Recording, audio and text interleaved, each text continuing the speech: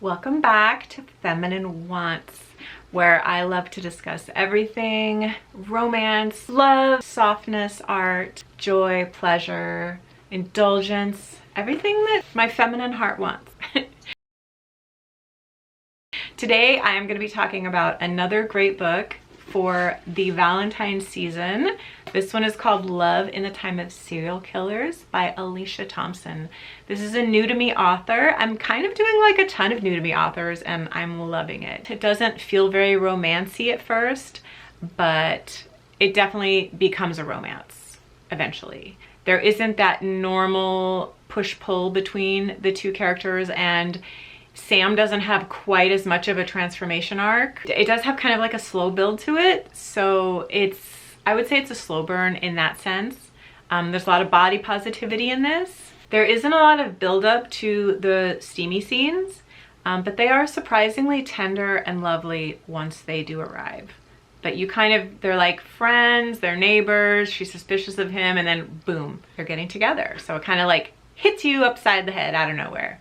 So that was a little disjointed feeling for me. Phoebe's brother in this book is an important integral character, and he's so funny, and the narrator does an amazing job of inhabiting his character. It's really cute, really well done, and you get a sense of what a sweet brother he is and how he has his own love story going on, and it just added another nice little element to this already delightful book. Now this book is chock full of pop culture references. Some of them I didn't get because I'm not sure I'm the demographic that this book was exactly for. So just be warned, depending on how old you are or how young you are, some of these are gonna just go right over your head. Some of them you're gonna be like, who, what? So if you're not into a bunch of pop culture references, this might rub you the wrong way. I personally didn't mind, and I just kind of checked it off a list as they would come and go. If I didn't get something, I'd be like, oh yeah, that must be some context clues. That's what it's called. Oh, context clue. That's just some kind of little joke she's making there. Phoebe's body issues are relatable. There's something that a lot of us deal with and struggle with, and I feel like she's a very relatable character in that regard.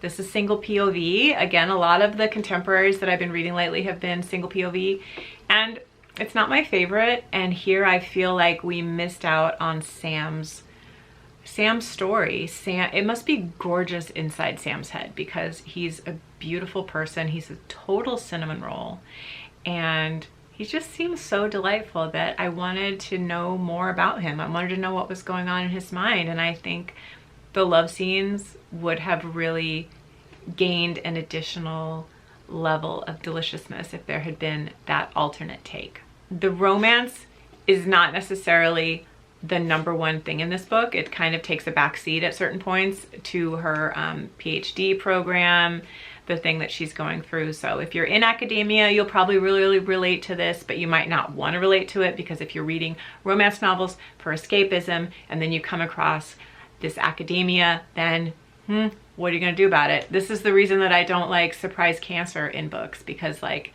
I'm trying to read romance novels to escape reality, okay? I don't need more of it. I don't need like another shovelful of reality, please. So that's my review. It's good, it's funny. Her writing is very crisp.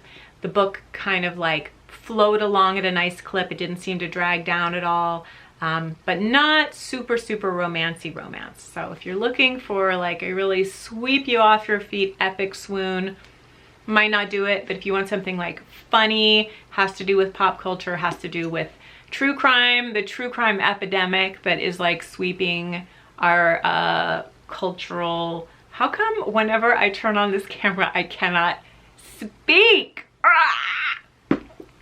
Collective unconscious. And can we talk about how adorable the cover is? I mean, so cute. This cover is great and really like leapt off the shelf at me. I wanted to read this book just from this little cover. It was really cute, and I love how she was like a story within a story, and she kept making herself the main character of her story in this romance novel, which was like kind of meta, but I really loved it. Do you like true crime? I must confess, when I was a teenager, I was obsessed with Helter Skelter. I was obsessed with super kind of spooky true crime stories. There were less back then, thank goodness, because I'm not sure what it would have done to my teenage brain to be listening to murder podcasts 24/7.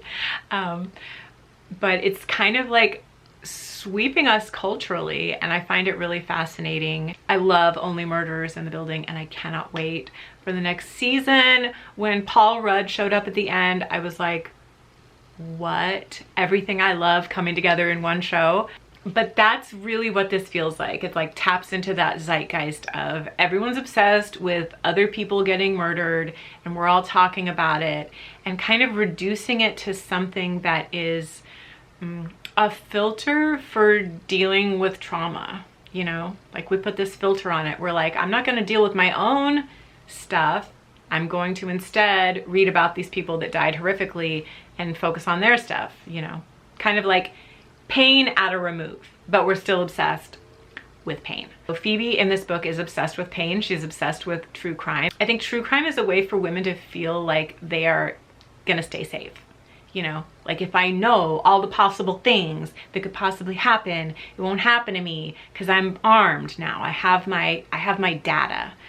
And I'm not sure that actually works, but that's the feeling I get from this book. So let me know in the comments below, do you like true crime? Do you like a true crime podcast? What's your favorite? How do you feel about the whole thing? Oh, pro YouTuber tip, always turn on your do not disturb. It's just like, I know, this is my gift from me to you, helping you out here. So I went through a period where I watched a lot of true crime. I loved court TV. I got sucked into this obsession with like knowing about ways that people could hurt me. I didn't turn off my do not disturb. Do what I say, not as I do.